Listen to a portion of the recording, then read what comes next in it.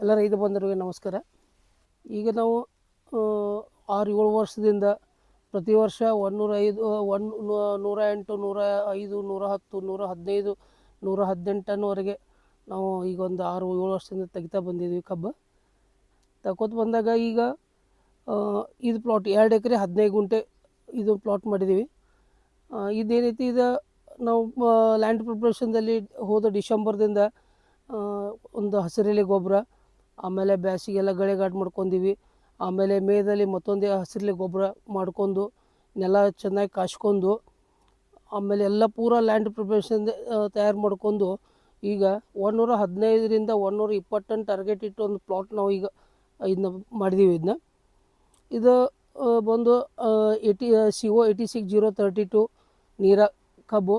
ಈಗ ನಾವು 18ರಿಂದ 19 ವರ್ಷದಿಂದ ನಂಗೆ ಯಾವಾಗ ನನಗಿದು ಬೀಜ ಸಿಕ್ಕೈತಿ ಅವಾಗಿಂದ ನಾನು ನೀರ 86 ಈಗ CO 86032 ನೀರ ಹಚ್ಕೋತ ಬಂದೇನಿ. ಆದರೆ ಏನೈತಿ, ಪ್ರತಿ ವರ್ಷ ನಾನು ನಮ್ಮಲ್ಲಿ ಬೀಜ ನಮ್ಮಲ್ಲಿ ಹಚ್ಚಂಗಿಲ್ಲ.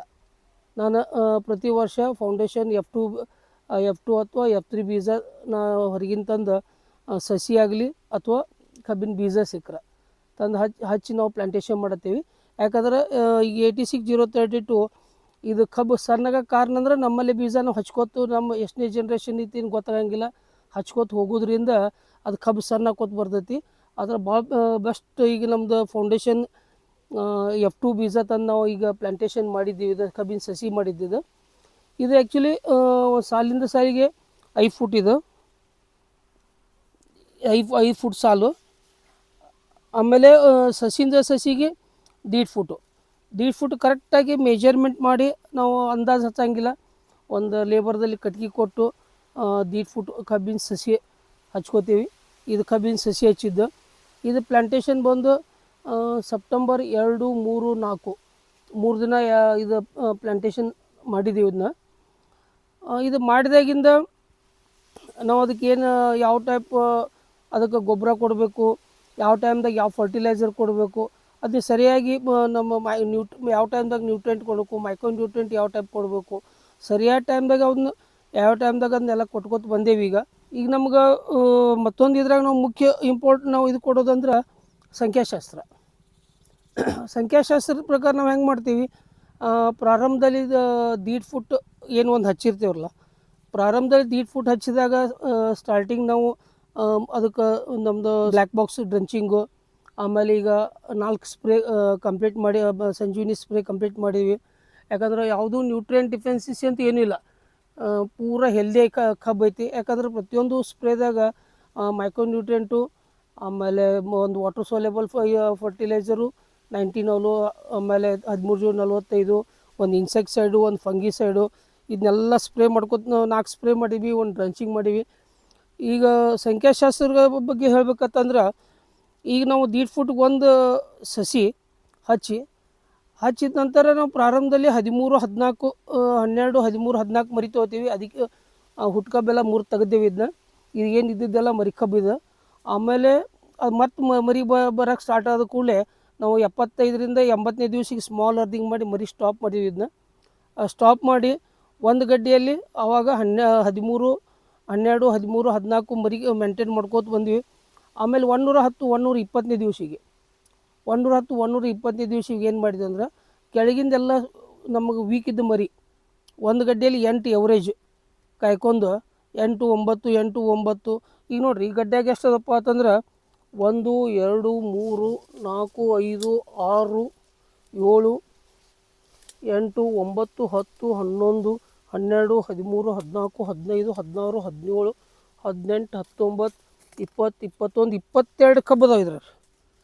ಇದು 22 ಕಬ್ಬು ಇಲ್ಲಿ ಇದು ಚೆನ್ನಾಗಿ ಬಂದು ಕಾಯ್ಕೊಂಡ್ರೆ ಯಾಕೆ ನಾವು ಎಲ್ಲ ಚಲೋ ಮರಿ ಇದ್ದು. ಅದ್ರ ಬಾಜುಕ್ ಏನೈತಿರಲ್ಲ, ಅದ್ರ ಬಾಜುಕ್ ನೋಡ್ರಿ ಯಾವುದೋ ಒಂದು ಕಬ್ಬು ಇರುವತ್ತ, ಒಂದು ಮರಿ ಹೆಚ್ಚು ಹೊಡಿತಂದ್ರೆ ಒಂದು ಮರಿ ಕಮ್ಮಿ ಇರಾಕಬೇಕು. ಇದು ನೋಡ್ರಿ 1, 2, 3, 4 ಐತಿ. ಆಮೇಲೆ ಅದ್ರ ಬಾಜುಕ್ ಮತ್ತು ಇದು ನೋಡ್ರಿ 1, 2, 3, 4, 5, 6 ಐತಿ. ಆಮೇಲೆ ಅದ್ರ ಬಾಜುಕ್ 4 ಐತಿ. ಆಮೇಲೆ ಈ ಗಡ್ಡೆಯಲ್ಲಿ ನೋಡ್ರಿ 1, 2, 3, 4, 5, 6, 7, 8, 9, 10, 11, 12 ಎವ್ರೇಜು. ಈಗ ನಮಗೆ ಒಂದು 10 ಫುಟ್ನ್ಯಾಗ ನಮ್ಗೆ 45-48 ಕಬ್ಬು ಇರಬೇಕಾಯ್ತು. ಹಿಂಗೆ ನಾವು ಸಂಖ್ಯಾಶಾಸ್ತ್ರ ನಾವು ಈ ಟೈಪ್ ನಾವು ಕಾಯ್ಕೋತೀವ್ರಿ. ಈ ಟೈಪ್ ಕಾಯ್ಕೊಂಡು ಈಗ ನಮ್ದು ಹೆಂಗೆ ಸಂಖ್ಯಾಶಾಸ್ತ್ರ ಒಳಗೆ 5 ಫುಟ್ ಸಾಲು, ಆಮೇಲೆ 1.5 ಫುಟ್ ಒಂದು ಸಸಿ ಕುಣಿಸ್ತಂದ್ರೆ ಅದಕ್ಕೇನಾಗ್ತೈತಿ ನಮ್ಗೆ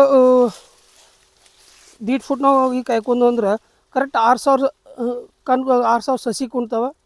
6,000 ಸಸಿಗಳು ಒಂದು ಎವರೇಜ್ 8 ಹಿಡಿದತ್ತಂದ್ರೆ 8 48ರಿಂದ 50,000 ಕಬ್ಬದು. ಇದು ನಮ್ಮ ಕಬ್ಬಿನಾಗ ಯಾರು ಇದು ಸಂಖ್ಯಾಶಾಸ್ತ್ರ ಕರೆಕ್ಟಾಗಿ ಮೇಂಟೈನ್ ಮಾಡ್ತಾರೋ ಅವ್ರು ಎವರೇಜ್ ಆಟೋಮೆಟಿಕ್ ಹೆಚ್ಚಾಗತ್ತೈತಿ. ಈಗ ಮರಿ ಸಾಕಷ್ಟಿದ್ದು ಅಕಸ್ಮಾತ್ ಅವನ್ನೆಲ್ಲ ಕಾಯ್ದಿದ್ದು ಅಂದ್ರೆ ಏನಾಗ್ತೈತಿ, ಮುಂದೆ ಬರ್ಬರ್ತು ಹೋಗಿ ಅವು ಮರಿ ಸಾಯ್ತವ್ರು.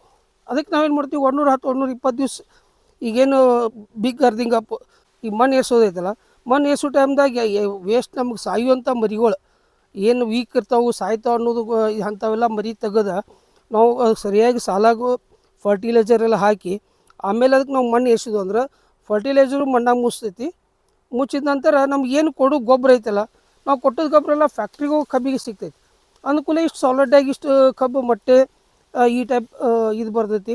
ಈಗ ನೀವು ಯಾವುದೋ ಒಂದು ನಮ್ಮ ಇಡೀ ಹೊಲದಾಗ ಎಲ್ಲೋ ಒಂದು ಕಡೆ ನೀವು ನೋಡ್ರೂ ಗ್ಯಾಪ್ ಅನ್ನೋದಿರಂಗಿಲ್ಲ. ಈಗ 6,000 ಸಸಿ ಕುಂಡ್ಬೇಕಂದ್ರೆ 6,000 ಸಸಿ ಕುಂಡಬೇಕು, 6,000 ಗಡ್ಡಿ ಕಬ್ಬು ಇರಬೇಕು. ಅದಕ್ಕೆ ಬರಲಿ, ಒಂದ್ರೊಳಗೆ 4 ಬರ್ತವೆ, 2 ಬರ್ತವೆ, 10 ಬರ್ತವೆ. ಅದ್ರದ್ದು ಸ್ಪೇಸಿಂಗ್ ಅದ್ರ ಕೆಪಾಸಿಟಿ ಪ್ರಕಾರ ಬರ್ತಾವೆ. ಆದರೆ ಏನೈತಿ ನಮಗೆ ಸಂಖ್ಯಾಶಾಸ್ತ್ರ ಕಾಯ್ಕೋಬೇಕಾದ್ರೆ ಇಷ್ಟು ನಾವು ಈ ಟೈಪ್ ನಾವು ಮಾಡ್ಕೊಂಡು ಈಗ ನಾವೆಲ್ಲ ಚೆನ್ನಾಗಿ ಇಷ್ಟು ಮಾಡ್ಕೊತ ಬಂದೀವಿ. ಆಮೇಲೆ ಎಲ್ಲ ಡ್ರಿಪ್ ಇರಿಗೇಷನ್ ಈಗ ನೋಡಿರಿ ನಮ್ಗೆ ಈ ಸದ್ಯ ನಾವು ಡ್ರಿಪ್ ಲೈನ್ ಅದು ನೀರು ಯಾಕೆ ಕೆಲವು ಮಂದಿ ಬೋದ್ ನೀರು ತೊಯ್ಬೇಕು, ಶಿಸ್ತು ನೀರು ನಿಲ್ಲಿಸ್ಬೇಕು.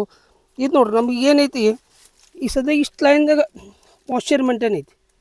ಇಷ್ಟು ಲೈನ್ದಾಗ ಈಗ ಡ್ರಿಪ್ ಲೈನ್ ಇಷ್ಟು ಸ್ಟಾರ್ಟ್ ಐತಿ, ಇಷ್ಟು ನೀರು ಐತಿ, ಇಲ್ಲಿ ಒಟ್ಟು ಒಣ ಮಣ್ಣು ಐತಿ. ಇಷ್ಟೆಲ್ಲ ನಮ್ದು ಇಲ್ಲಿ ನೋಡ್ರಿ ಇದು ಒಣ ಮಣ್ಣು ಐತಿ ಇದೆಲ್ಲ. ಇಲ್ಲಿಂದ ಮಾಯ್ಶ್ಚರ್ ಮೇಂಟೈನ್ ಹಾಕೋದು. ಇದು ನೋಡ್ರಿ ಇವು ಮರಿಗಳು, ಇವು ಬೇರು.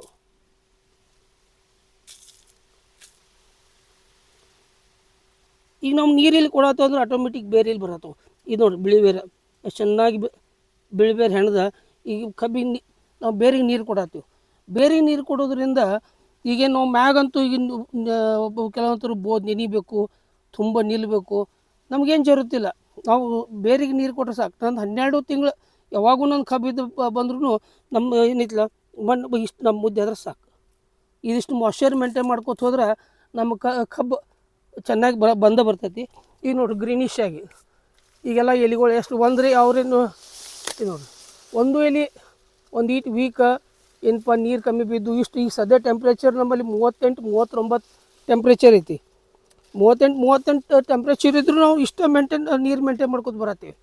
ಈ ಎಲೆಗಳು ಎಕ್ದಮ್ ಹೆಲ್ದಿಯಾಗಿ ಇದು ನೋಡಿರಿ ಎಲೆ, ಇದು ನೋಡಿರಿ ಈಗ ಎಲೆ ಎಷ್ಟು ದಿಪ್ಪು ಅದ, ಪೂರ 4 ಬಟ್ ಇದದ. ಯೂಶ್ವಲಿ ಕಬ್ಬಕ್ಕಿಂತ ನಮ್ಮದು ನೋಡ್ರಿ ಒಂದು ಮಾರು ಇಷ್ಟು 5 ಫುಟ್ ಮೇಲೆ ನಮ್ದು ಎಲೆ ಆಗ್ತದೆ.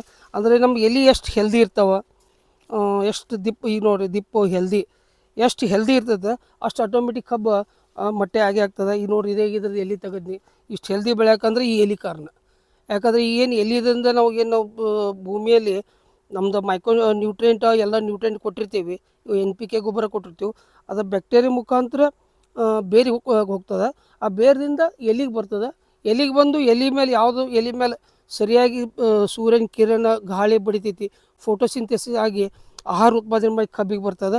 ಅದಕ್ಕೆ ನಮ್ದು ಯಾವಾಗೂ ಕಬ್ಬಿನ ಎಲೆ ಎಕ್ದಮ್ ಹೆಲ್ದಿಯಾಗಿರ್ಬೇಕಿದೆ. ಅದಕ್ಕೆ ಈ ಟೈಪ್ ನಾವು ಮಾಡ್ಕೊಂಡು ಈ ಸಲ ನೋಡಬೇಕು 115ರಿಂದ 120 ಟನ್ ಟಾರ್ಗೆಟ್ ಪ್ಲಾಟ್ ಮಾಡೀವಿ. ಇದನ್ನ ಈಗ ನಮ್ಮ ಒಂದು ಅಂದಾಜು ಪ್ರಕಾರ ನಮಗೀಗೇನು ಕಬ್ಬು ಗಣಿಕೆ ಎಷ್ಟು ಅದವಪ್ಪ ಈಗ